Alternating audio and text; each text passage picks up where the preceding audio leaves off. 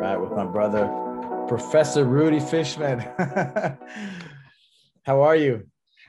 I'm doing okay, actually, considering the circumstances. But yeah, no, I mean, it's funny when you get to the other side of like a giant bucket of crap. It's like everything looks great. You have like a new appreciation for like the world around you and for all the good in your life. And that's where I'm at. I think I'm in a good mental space these days. I feel like I am, the last time we saw each other was probably like 10 years ago. Yeah. I feel like I'm a much better man than I was then. I don't think I was a bad person then, but I think I'm even better now.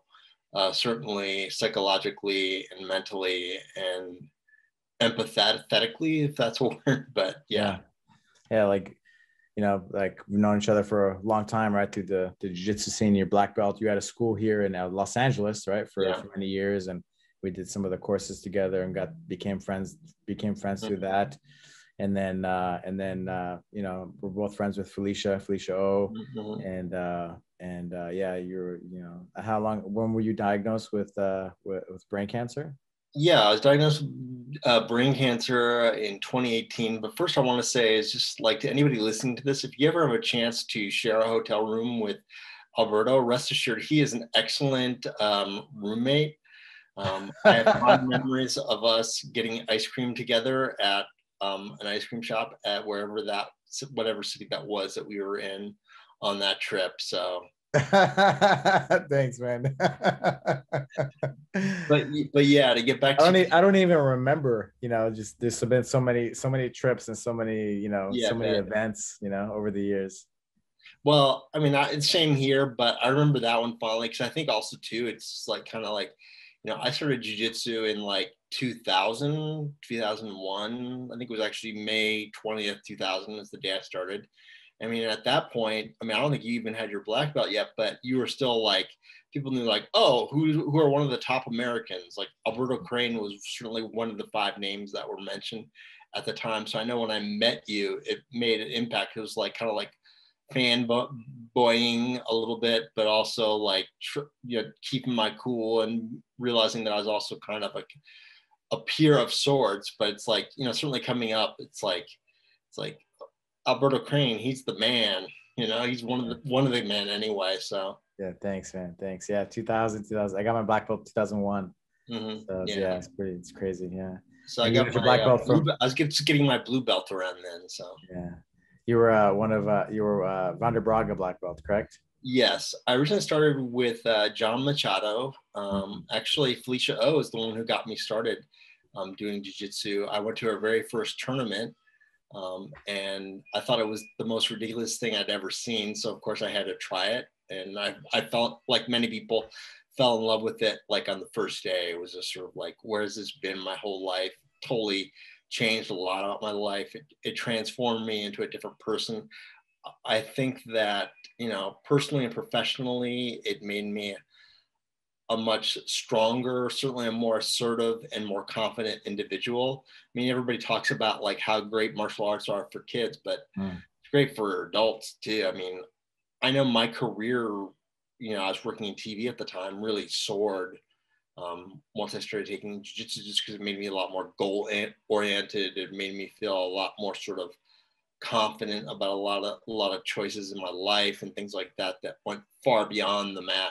So yeah, I started with John Machado. I actually trained with Eddie Bravo for a little bit, and then it switched over to Vander Braga just due to locations moving and things like that. It was just a lot easier, but I definitely vibed a lot with Vander, and he did eventually. I switched to him when I was a purple belt. I eventually did get my black belt under him. So it's been a long, kind of crazy journey. I mean, over the last 20 years.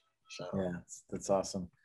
And what you ended up moving to the East Tennessee right away, or was it East no, Coast? No. I mean, I actually I wound up taking over Vonder's gym when he left, was forced to go back to Brazil, right? And that worked out pretty well for me. I mean, I actually built it into a much larger gym than he had. But you know, things happen. Had some issues with the landlord, things like that, and some timing in life. It wound up being a good opportunity for me to move with my then wife, still wife, to actually Richmond, Virginia, for her work. And you know, I sold the gym. It actually thrived for many years after I left. So I certainly think that's a testament to many of the systems I had in place. But I wound up going to Richmond, Virginia, training there. Wound up going to Dallas, Texas for a while. And then I wound up in Knoxville, Tennessee, where I'm at now, just because, you know, I wasn't owning a gym anymore. I wound up getting back into TV and doing that. And I was traveling a lot, and I just had my first child and didn't want to travel so much. So I agreed to take sort of a staff job at this one company that I freelance a lot for, and moved to Tennessee. And here I am in Knoxville. I've been here for about 5-6 years. So nice. Samuel Braga's in the city, right? yes. Yeah. And you have 2 kids? You have 2 kids? Yes, 7 years old and 5 years old. Actually, it's funny, just before I was diagnosed with cancer, I was starting to teach my kids in our backyard jiu-jitsu. My eldest has actually taken a couple lessons with Felicia when she came to visit here, which is kind of cool. It's like, how many, I mean, at the time she was like 5 or 6, how many 5 or 6-year-olds can say they had a private from a world champion black belt? Well, you know, she has, so it's pretty cool. She has pretty nasty takedowns, unlike me. So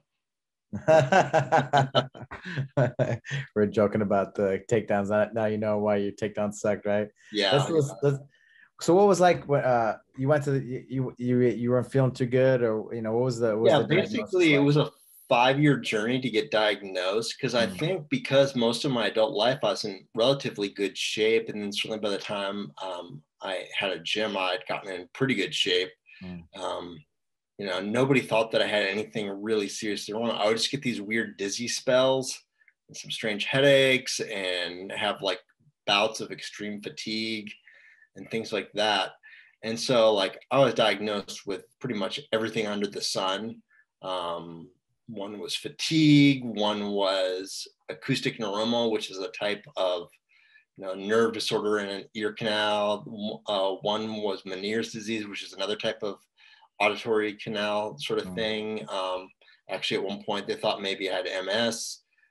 Allergies, exhaustion, pretty much everything. And it wound up turning out to be kind of like the one thing that everybody said was the least likely of the culprits, which is a grade 3 astrocytoma, which is kind of known as sort of a baby glioblastoma. Some people might be familiar with that one because GBM, or glioblastoma, has killed some fairly notable politicians like John McCain and Ted Kennedy and Beau Biden, President Biden's son.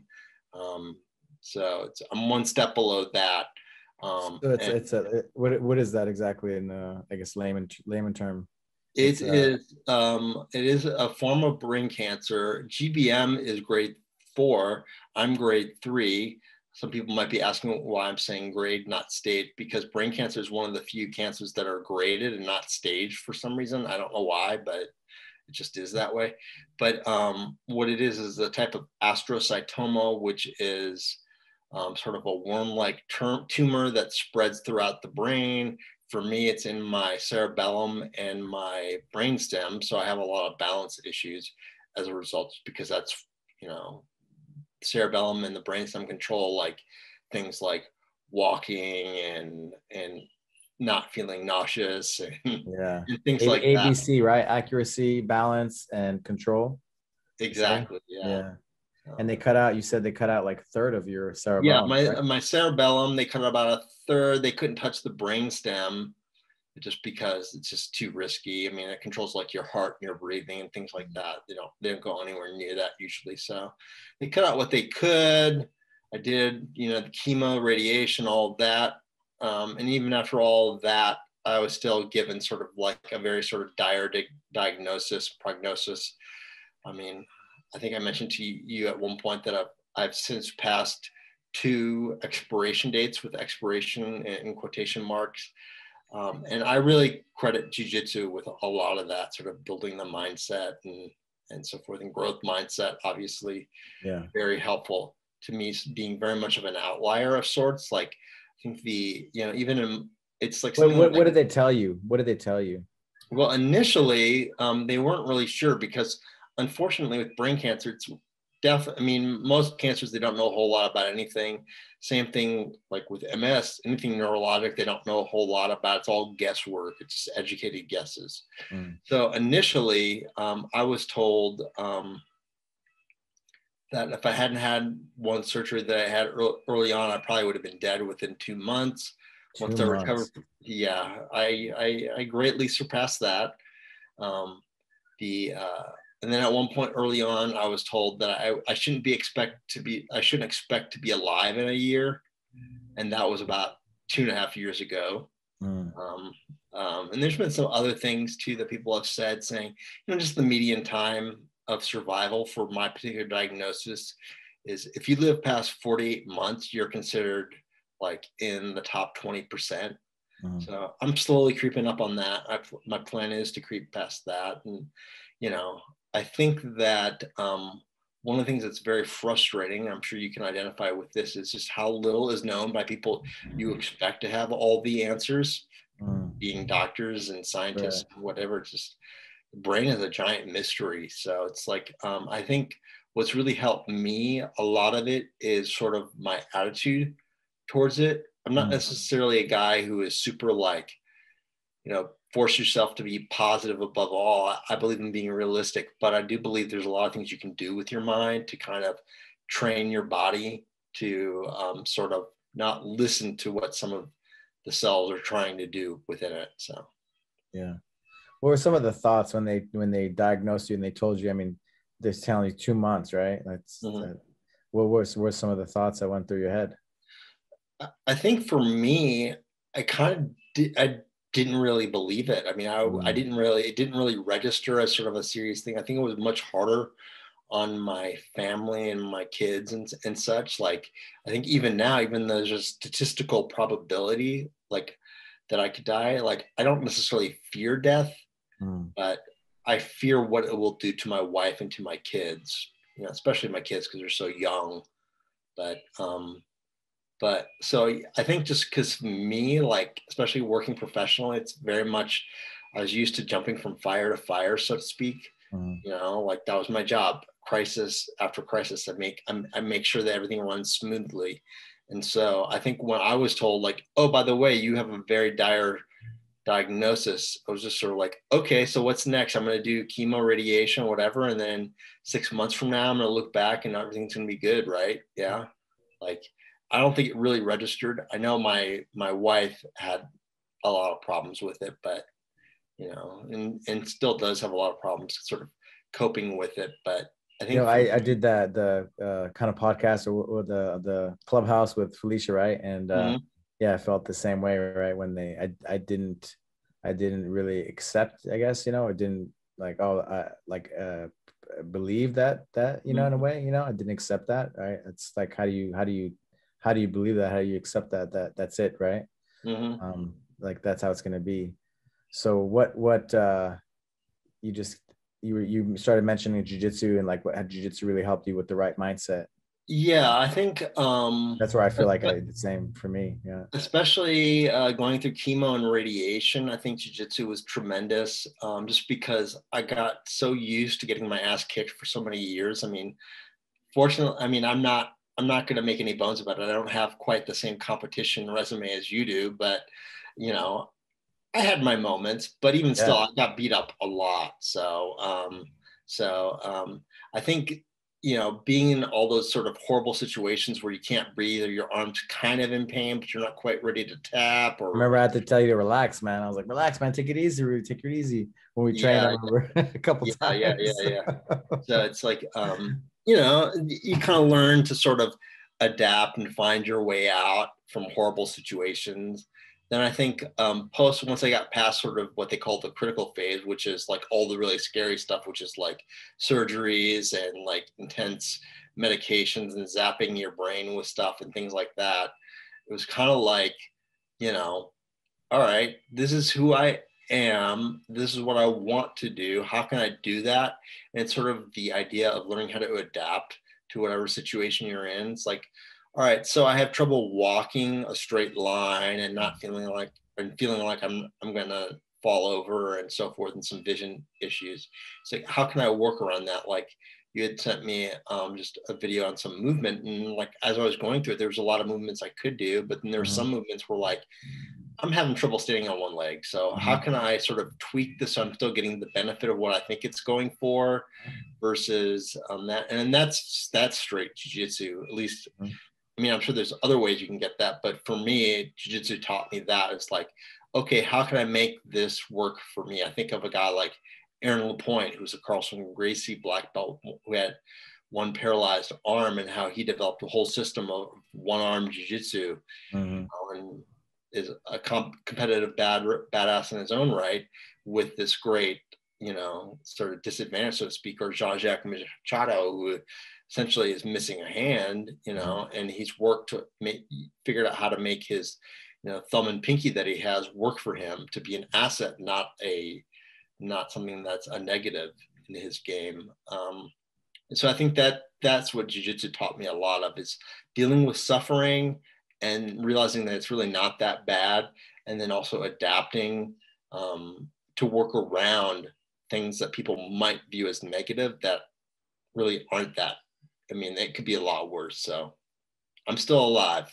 So I've seen people born without cerebellums. Have you seen some of those cases? They like live their whole life without cerebellums. Cerebellum is very important. Just me. Even just them doing the surgery to remove the tumor there, what they could. I mean, just even that is very invasive and causes a lot of issues. Had I known what issues that it might cause, I may have thought twice about at least my second surgery. First one I didn't have so much a choice in, but I may have approached it differently. I may not have, but at least I think I would have gone into it with a different set of expectations. I think I was very much of the opinion that, I'd go through these things, the doctors would handle me, treat me correctly, and all would be good. And the truth is, most people who have surgeries, especially on the brain, have long-term deficits that are difficult to deal with. I mean, you have to think of it like, I know like sort of battle and warrior analogies are very popular in cancer, but you have to think of it as, it's not really, there's really three parties involved. There's the cancer, there's the doctors, and then there's me, the individual. And really it's the doctors and the cancer that are fighting each other. I'm just the person who lives in the city that's being bombed back and forth, trying to scramble for cover and try to figure out how to survive and keep going. And then when it's over, you have to, I need to emerge. I need to help rebuild the city. I need to figure out, what's next in my life and all that. And so people don't really talk about sort of the ongoing lingering impacts of cancer and cancer treatment, especially. So you would have not had them do the first surgery, like, or I would have had the first one still, because the first one actually did save my life, but I probably would have had, I may or may not have had the second one. I really felt like, I didn't really have a whole lot of choice at the time. And in retrospect, I realized I had a little bit more time to kind of do some research and make some choices and things like that. In the end, the first surgery they cut, is that where they cut the cerebellum? They actually cut it in both of them. But there were some issues that developed after the first surgery, and I wound up having to go in for a second surgery. It's very complicated, but I mean, the first surgery was a good idea. The second surgery, who knows? I mean, it's hard. It's easy to play Monday morning quarterback, but at the time I certainly wasn't very informed in terms of what I was getting myself into and all that. I certainly would have handled chemo and radiation and that probably differently. So yeah, for those that aren't familiar with the cerebellum, right? It's like the little brain. You have your brain, and then you have like a little brain in the back, like your neck, pretty much like the top of your neck, right, is where the cerebellum. Yeah, it's like a subbrain that sort of handles a lot of sort of like, the less, it's not like higher thinking or anything like that. It's just like, hey, walking around town, like, you know, whistling while you walk, and like eating and things like that. Whereas, you know, like the upper lobes, they get more into sort of cognitive thinking and things like that, and you know, your ability to read and understand stuff and things like that. So Yeah. Yeah. So what are some of the things that happen when they did you feel like the effects big time after the first surgery or really, after the first surgery, I had a lot of bad reactions. I had a bad infection that was out of control, and that's what required the second surgery. And then after the second surgery, it kind of took, I didn't, it took me a while to kind of get my footing. There's actually some video on Instagram of me like walking like a few weeks after my second surgery. And it's like, I'm all like hanging onto walls and like barely standing up and all that. And, you know, trying to do a push-up, and I couldn't do a push-up and whatever. But then I started to get a little bit stronger and healthier as I sort of healed from that. But then you get hit with chemo and radiation, which is a whole other ball of wax. So, you know, it's sort of like, oh, I just got better, and now you're going to zap me with all this other stuff. And, you know, there's certain limitations to what I could and couldn't do according to medical science, based on my diagnosis. But, you know, I made the choices that I did. So I did chemo and radiation, and it didn't really help me at all. It actually made my tumor grow some, which is really unexpected. Wow. Doesn't usually happen. And so I was actually upgraded briefly to a GBM, glioblastoma, which is the cancer I mentioned before, because I thought for sure, it's like, his tumor is growing. Like, why is this happening? I switched doctors at that point to a much better facility. And I would say anybody going through any sort of serious health crisis, seek out specialists. Makes a huge difference. Because like for me, like I said, I had been told to not expect to be alive. So I sought out a better, sort of more specialized institute. In this case, it was Duke University, did a lot for me. And they said, we're not going to say you're GBM because you're actually doing really well. And these other things, they did some more sort of a genetic testing on my tumor tissue and things like that, and determined that I was actually a grade 3 still. And it was just that there was a lot of oddities about my particular case. So, but so far so good. I've been doing all right, not as great as I would like to, but I'm slowly but surely getting there. Man, I love your attitude, and like you're smiling and just your attitude. It's like really inspiring, you know, no matter like all the stuff that gets thrown at you, all the stuff you have to go through, and you know, you smile, you're like, okay, what's next? And just you're finding a way to, you know, you make the best out of it. You know, it's amazing. Well, think of it this way. I mean, it's like, you know, I know you lived in Brazil for a while. When you first moved to Brazil, I'm sure you got your ass handed to you left and right, but you probably had a smile on your face the whole time, because you're like, holy crap, I'm in Brazil training with all these awesome people. I'm going to get so good if I can just survive. So that's kind of the way I feel, is like, I can just survive. Like, there's a lot of things that I have my eye on, like doing. Like, I'd started getting into triathloning before my diagnosis. Like, I still have it as a goal to someday do an Ironman. Maybe it got pushed further down the road. After watching that TACFIT video, I want to somewhat emulate sort of your story of going from somebody who, you know, I know had a lot of sort of physical issues, to someone who, if I looked at you now and saw some of the things you do, I'd be like, holy crap, that guy has had something wrong with him. You know, it's like, that is a serious neurological issue.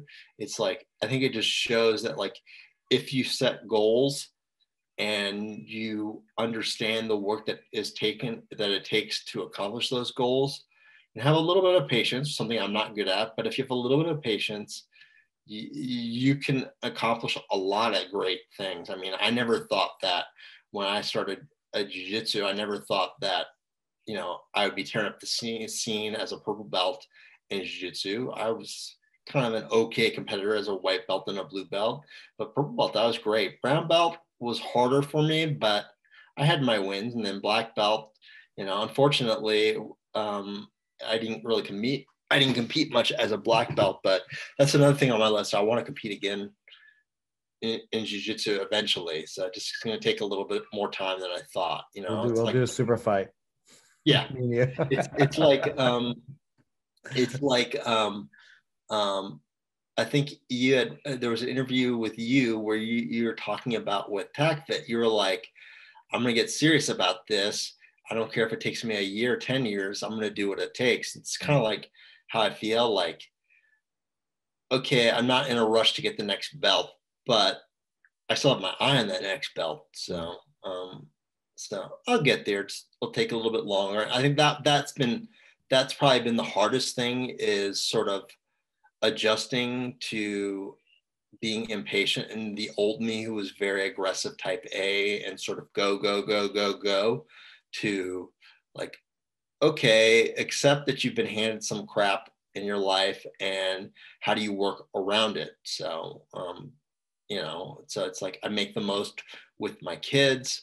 In terms of any moment I can, I make it a much higher priority than I did even before, just because I do know that, you know, they say you could get hit by a bus tomorrow, but, you know, it's like, what does that mean? It's not really likely for most people. For me, it's not a high statistical probability, but it's a statistical probability. It's enough to be counted that that it could happen. I mean, I had a friend recently who, you know, 6 months ago was great. He was riding his bike and all that, and 6 months later he was dead. Just like, so who knows what'll happen. So just trying to make the most of how much time I have, whether it's a few weeks or decades, hopefully decades, but you know, it's like, you got to live now, as one of my friends has said. So I think that's something that I think everybody can take with them, right? No matter whatever, they don't have brain cancer or MS or some kind of deadly disease, right? Yeah. Because every day is not given, right? Tomorrow is not given. Not to get too far off on a tangent, but I think even with everything with the pandemic, I think people spending a lot more time at home. It's like, I think people have realized sort of the need to prioritize certain things in their life, what's really important to you, and making that a priority. It's like, I'm going to make time to do X, Y, and Z because of the things that I need to do for my own sanity, for my family's sanity, for, you know, what have you. So, you know, it's all about I think it's given a lot of people sort of that perspective that even after it's all over and everything's all clear and people can go crazy and do whatever the hell they want, like, you know, it's like, you know, maybe they'll appreciate, you know, that neighbor who one time gave them a cup of sugar, and so they're going to return the favor and mow their lawn for them one day just because, or, you know, or go out of your way to say something nice to somebody who you just like, who you've never bothered to say. Speaking of which, I just want to tell you, Alberto, like, I will say that when we shared that hotel room, I remember one thing you said to me that really meant a lot to me. And I don't know if you said that just to be nice, but I really appreciated it at the time. You had said that you felt I was a legit black belt. And I was a fairly new black belt at the time, and very self-conscious just because I wasn't like this huge, awesome competitor or whatever. And just saying that nice thing, it really boosted my spirits and gave me a lot more confidence, and felt like I belonged. So I really appreciate you saying that. And I definitely think anybody listening to this should make a point to, like, you know, whether you're an instructor or a student, you know, if you're a student, say something to one of your training partners and say, hey, you know what, you've gotten a lot better at guard passes. It's really cool. And I picked up this particular technique from you. So I really appreciate that. Or I meant that. Saying, hey, I know you've been working really hard on this, and I just want to let you know it's really showing. You're really making a lot of progress on your really crappy takedowns.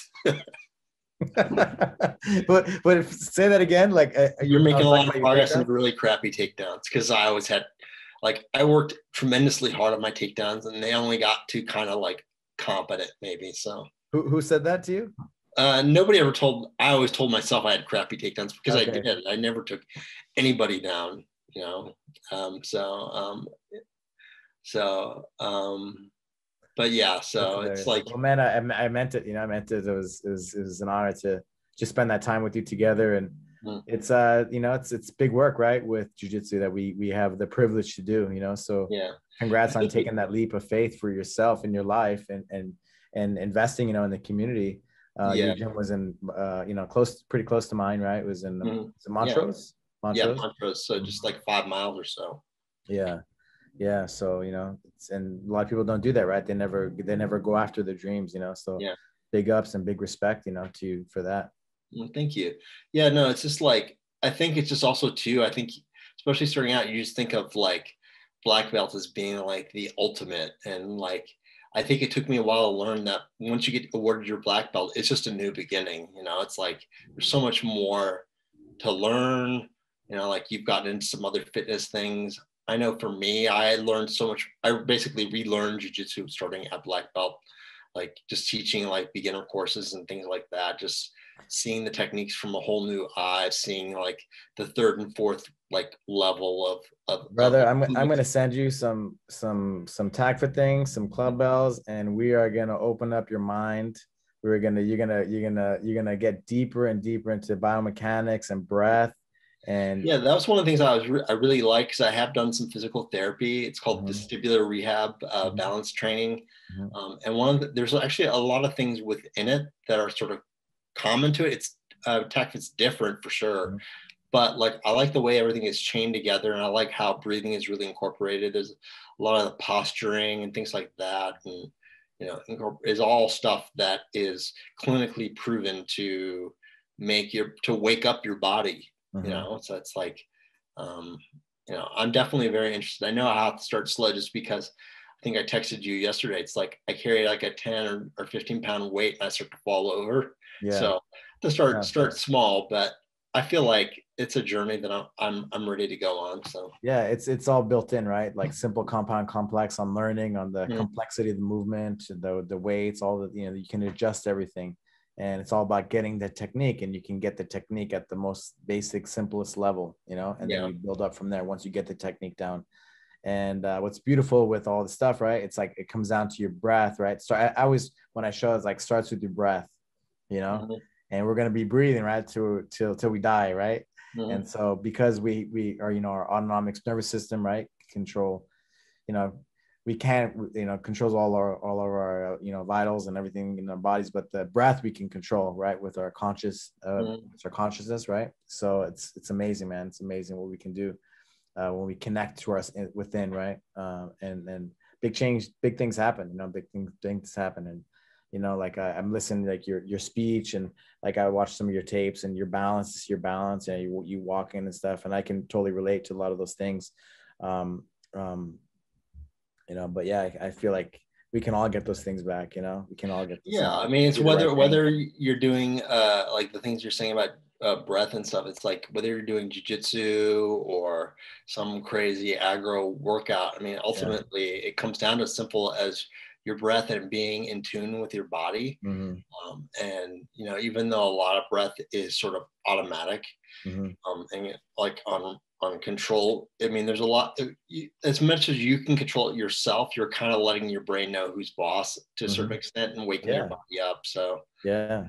Yeah. and you have to Yeah. let your body know that, I mean, even still, like I pinched a nerve when I was a brown belt really badly, and I actually uh didn't have much feeling in my thumb and forefinger Mm. for a long time after. And today, just doing that one movement exercise, I'm actually feeling you know, it's not completely back, but my thumb and my forefinger, I can actually feel them a little bit. Like if I were to pound them right now, people can't see it, but if I were, it would hurt. And that's actually kind of awesome. I mean, it sounds weird to say, like, hey, I'm gonna pound myself with a hammer and be happy about it, but like to feel something after you haven't felt it for so long Yeah.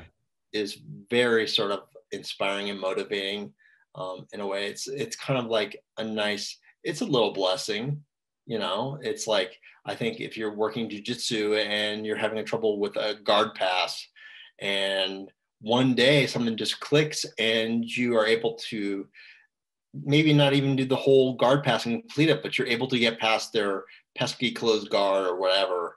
You know, it feels good that you came that close to doing it. So it's like the same thing with my thumb and forefinger, and this is just after one. So if I keep at it, who knows, like maybe in a week or 2 weeks or whatever, you know, I'll feel that stuff. And I think it's just because I'm waking up some That's it. nerves. You're reconnecting, Yeah. yeah, reconnecting things. It's amazing. So your mindset, man, it's you know, your mindset it's amazing. Your mindset's amazing. Let's talk about some of the good stuff. You know, like you're telling me, like it's made you a better person. Yeah, absolutely. I think just because I have gone through so much physically, I mean, like I said earlier, I thought like 6 months would go by, all would be good, and it wasn't good. I mean, here I am. I mean, I was diagnosed in July of 2018, and I'm still dealing with a lot of issues.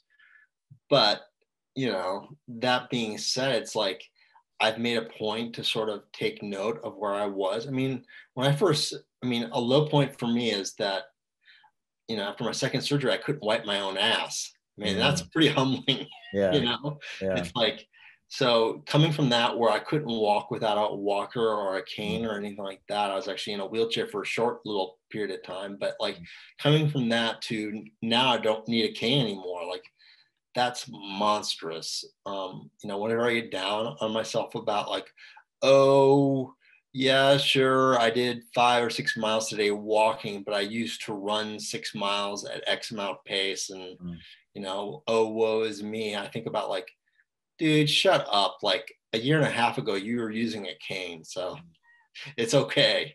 You know, you can't compare yourself to who you were like 5 years ago. You have to compare yourself to who you were 6 months ago or even yesterday. You know, am I better than who I was yesterday?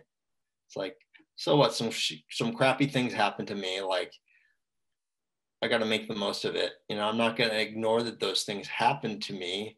I'll keep them in mind to advise future choices. But, you know, ultimately, you know, those events may define how I'm able to do certain things, but they're not going to define who I am as a person. Like, I'm going to still be the same person who set goals, who, you know, even though I was getting my ass kicked every day in class, was still going to work on the techniques until eventually I got it. And I started tapping a few other people. I feel the same thing right now. So I think I've had a lot of sort of appreciation for like little things, just because, you know, whether it's like, oh, my kids made some silly little drawing for me. Like, I think like maybe 5 years ago, I'd be like, oh, that's cute, whatever. And then put it over to the side and forget about it. And now it's like, I look at it, I think about what they went through when they drew it, why they wanted to give it to me. It's like, and just really appreciate it a lot more, because I've had things taken away from me. So, you know, I think it's easier for a lot of people to realize what they're missing when it's gone. You know, it's like, I've been given a gift of getting this stuff back, so I'm going to work to get as much of the stuff I want back. So yeah, it's beautiful. We take things for granted, right? Just walking, just talking, just looking, seeing things with our eyes, right? Yeah. Feeling. You said you don't have feeling in your hand, right? Yeah. And getting the feeling back. Yeah. So yeah, like, yeah. Next time you see me, I invite you to pound a hammer on my finger and make me cry. I'll be happy about it. Oh my God, man! Tell me some other things that, you know, it's made you a better person, man. It's beautiful, man. Just seeing all these things. It's made me far more empathetic, I think, to other people going through rough times. Like, I think like, you know, maybe previously, like you're driving down the street, you see somebody having a rough time, or somebody at the grocery store is having a rough time, and maybe they're yelling about something or this and that. And like, I don't necessarily think of like, my first reaction isn't, oh, this person's a jerk or they're horrible or whatever. I think about like, what horrible thing happened to them today that might maybe led to them. And then if I can't think of anything or there's no sign of it, then I can be angry at them. But I always try to give people the benefit of the doubt. I've had the pleasure of making contact with a lot of people around the world through social media, going through pretty horrible things. And so I've kind of, you know, understanding kind of what different diseases, cancer, neurological, and lots of other things, what people go through, has really helped me sort of understand that and their experience a lot more. So I'm appreciative of my own experience, as well as, you know, if somebody says, like, there's a funny line in the cancer world. It's like, if somebody says they're okay, they're lying. because I mean, they are okay. It just means they don't really want to talk about it. They don't want to make you feel uncomfortable about whatever it is they're going through. People are generally more prone to pretend like they're doing better than they are than to play up how awful they're doing. I mean, some people do, but I think in most cases, people kind of just want to be left alone and know it makes other people uncomfortable. And so they clam up. So I've kind of learned when people say, okay, I usually say like, well, how are you doing really? You know, like just to kind of let them know that I hear them and that I know that it's not just okay. It's just like, it's relatively okay. Like compared to where they were, say, a few months ago, they're okay. But, it's nothing is surface. Yeah. Like I was watching the video that you sent me, I forgot the woman's name. Like she was saying how, I don't want to, be bring down the party, be a party pooper, and how you feeling? And I just say I'm fine, I'm good, I'm great, instead of saying, I'm in pain, I'm terrible, because they can't cope with it, right? Like on day by day. Yeah, but it's it's things that we learn to do. I mean, all facets of life are like that. It's like you get older and get lots more aches and pain. It's like, I'm sure if anybody listening to this talk to their parents, they would say, the parents would say that they're doing fine or whatever. It's the same thing, but it's just weird because I'm not even 50 years old. And sometimes I feel like I'm 80 years old. So, yeah. It's crazy.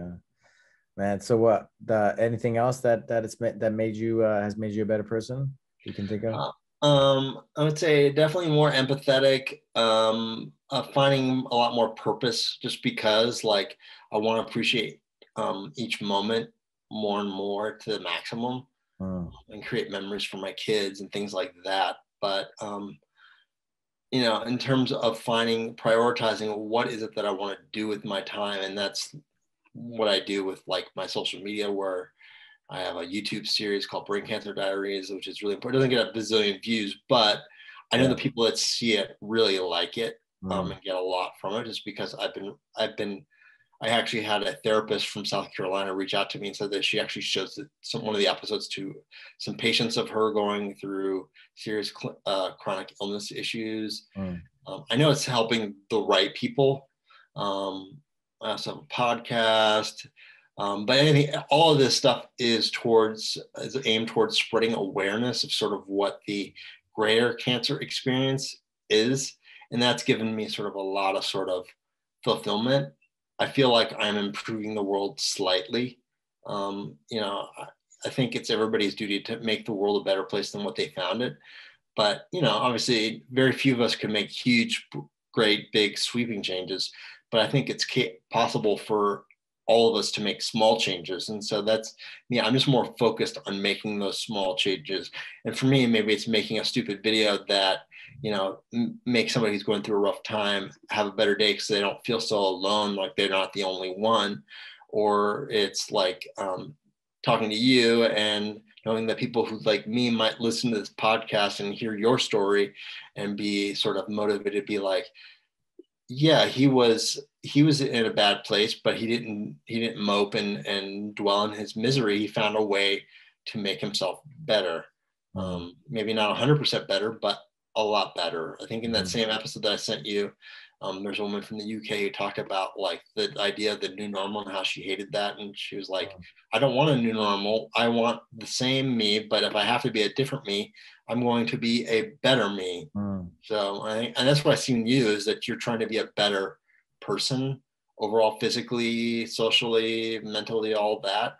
And that's all I want for myself and for everybody else. I wish everybody would see that the importance of that. It's like, do whatever you can, even as just being a better parent to your kids, or, working a few more rounds of drills in jiu-jitsu class, or, paying for somebody's meal behind you at Taco Bell, without them asking, or something like that. It's like, it makes the world a little bit easier for everybody. So the random acts of kindness, random acts of kindness, and that was the other thing I was going to tell you. What were we just talking about? I just went blank all of a sudden. I'm the one with brain cancer. I should I be. know. I go spacey sometimes. Yeah, You're just talking about. just doing things nice, being a better parent, just doing little small things to make the world a better place. Yeah. I'll remember back. I'll remember. But I was gonna talk about the jiu-jitsu because you told me about how you're a black belt, and then people, people don't understand, and they don't understand what you're going through, right? Oh yeah. I mean, I would say that's been one thing. It's like since moving to Tennessee, yes, there's a few decent schools here, like Samuel Braga School here, and he's certainly Mhm. anybody who knows who he is knows that he's certified badass. But it's not necessarily a school for me going through brain cancer where they're very competition oriented, and somebody with me who is like, I just want to go into the class, maybe drill some triangles and some guard passes, and not feel like I'm completely incapable just because I push myself too hard. I start feeling nauseous and all of that. So, I go to a couple other gyms, check them out for an open mat or whatever, and they see the black belt or even if it's nogi and I'm not wearing a belt, but they ask me how long I've been training and they find out, oh, you've been training 20 years, you must be really good or whatever. It's like, and then they roll with me and, I'm holding my own defensively, but I'm not necessarily tapping them left and right because it's just not what I have to focus on right now. What I have to focus on is survival. Like I'm going to be the best defensive player I can be and maybe occasionally put them in bad positions, but I'm not going to be setting the world on fire with my technique and tapping. And so it's kind of like you get the attitude of people looking at you who are the lower belts who are like, black belt, huh? You didn't kick my ass, whatever. It's like, you're okay, I guess, but black belt, I don't know. So it's like kind of dealing with that identity because of, people not realizing that being a black belt is so much more than being able to tap every single person in the room and doing it frequently. It's about, how you approach rolling, how you approach learning, how you approach teaching, how you live life, really. Right. Right. So it's like there's Yeah. so much more to it. So Yeah, that's awesome. What I meant to say earlier was the best is yet to come. Like you're saying, always improving yourself. The best is yet to come.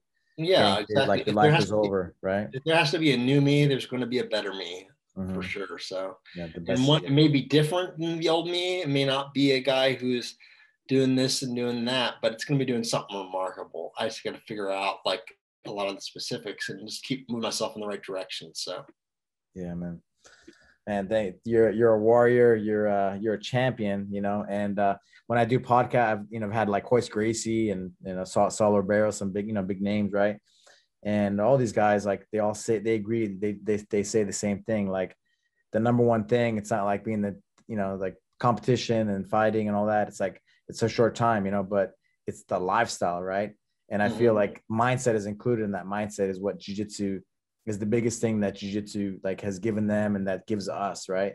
I mean, us just hanging out right now and talking, you telling me about the ice cream from vouching for me as a roommate, right? yeah. And just connection and community and just the lifestyle, right? That jiu-jitsu has given us, and for you, like sharing your story, how, the mindset, it gave you like the mindset and for to deal with all the craziness that you've had to deal with over the last, I don't know many, since 2018. Yeah. I mean, it's like just beyond inspiring. And I can totally relate on my, getting treated like your life is over. I've had some help. Like I think I mentioned to you yesterday, a guy named Paul Moran who used to host the Open Mat podcast. He's black belt under Sergio Pena. Okay. He was very helpful for me early on. He helped me kind of find focus. I mean, he was a guy who was diagnosed with like 6 months to live and wound up living like 7 or 8 years past that. So he's obviously doing something right. And he believed that jiu-jitsu and mindset and a lot of that really helped him exceed a lot of the expectations. And that's tremendous expectations. I mean, it's like 15 times more than he was expected to live. He lived. So I'm sad that he died and I miss him, but he's a very interesting guy and very helpful to me and a great deal of others. I'm certainly not the only brain cancer guy in the jiu-jitsu world. There's a guy named Byron King in Florida, who's a purple belt, who's been very helpful to me. He's a 15-year survivor. He actually didn't even start training jiu-jitsu until he was diagnosed with brain cancer, which is totally badass in my book. So yeah, there's a few others too I could name, but I don't want to eat up all the time. But those are I would say Byron King and Paul Moran have been very influential on me in terms of thought approaching life, making sure that you are keeping your eyes on the prize and appreciating each moment to the maximum. So, it's really what's the most important for anybody going through anything, whether it's, oh, you lost your job, oh, you're going through a bad breakup, oh, you bankrupt or whatever, it's like everybody goes through crap. So just how are you going to deal with it? Like Rocky says, it's not that if you get knocked down, it's how you get back up. So it's the same thing. That's how how hard you hit. It's how hard you can get hit and keep moving forward, right? Yep, exactly. Yeah. Man, what are you grateful for? I'm grateful for every day. I actually started doing this recently. When I wake up every day, I make a point to try to eat breakfast with my kids, and I bow and say that thank you for today. Thank you for another day to allow me to live and appreciate this moment. And even my kids are screaming their heads off and being really annoying, because kids do that. It's like I still try to enjoy it and put myself in their shoes of where I was when I was their age. And like, yeah, I was a brat sometimes, but I still turned out basically okay. So, that I'm really grateful for. I'm grateful for positive influences in my life. I think like you, I think that it's real easy for people to get really bummed out by like a negative diagnosis. And just, I think anybody listening to this realizes that it's not the end of the world. Yes, you may die, but the world's not over until you die. My wife, unfortunately, both her parents died when she was quite young. And one thing her father said to her right before he died, that has stuck with me is, never give up. You never know. The next 24 hours could be the best of your life. And so that has really, really helped motivate me. And I appreciate that sort of mantra in my head. It's like, yes, it could be terrible, but it could also be awesome too. So, could you repeat that? Could you repeat that again? Like you never know. The next 24 hours could be the best of your life. So the idea is, yes, they could be the worst, but they could also be the best of your life. And so, make the most of it, enjoy it. Don't give up just yet, because you never know what's around the corner. It could be so much better. And you could have given up like a little bit too early, just a little bit shy of the finish line. Yeah. So I'm going to push for that to that finish line as long as I can. So even if they crawl, so I'll try somehow. Never give up, right? Yeah, it wasn't that, like I said, it wasn't that long ago I couldn't wipe my own ass. So now look at me, I can wipe my own ass. So. That's beautiful, man. You're a warrior. Good friend. I'm so proud of you, man. You're talk about being a real black belt, like you embody what a black belt is, just by your character and how you live your life. It's beautiful. Thank you so much for thank you so much for sharing sharing your story. I appreciate that, and I hope to see you soon. I hope to see you one of these days. The plan is to come out to California here in the next 6-9 months or so, and do that. I'm immunocompromised. I have to be careful about traveling, but I'm all vaxxed up now. So nice, good. How can people find you? I think probably the best way, if you want to find out a little bit more on me, there's even some jiu-jitsu on there, not much, but there's a little bit on braincancerdiaries.com. It's just a YouTube channel. You can also just find me like on Instagram or Twitter under Fischmann, which is Fschmannn. It's like no vowels in it. Okay. So Fschmannn. You can find me, like I said, I'm on Instagram and Twitter. So you can find me. Brain Cancer Diaries is probably the best way. It's easier to remember. So awesome. Well, thank you, brother. Thank you so much. Love you, brother, and I look forward to it. And I'm really glad that we reconnected recently. So I'm really stoked for what the future holds. Absolutely. The best is yet to come. All right, brother. Exactly. Take care, man.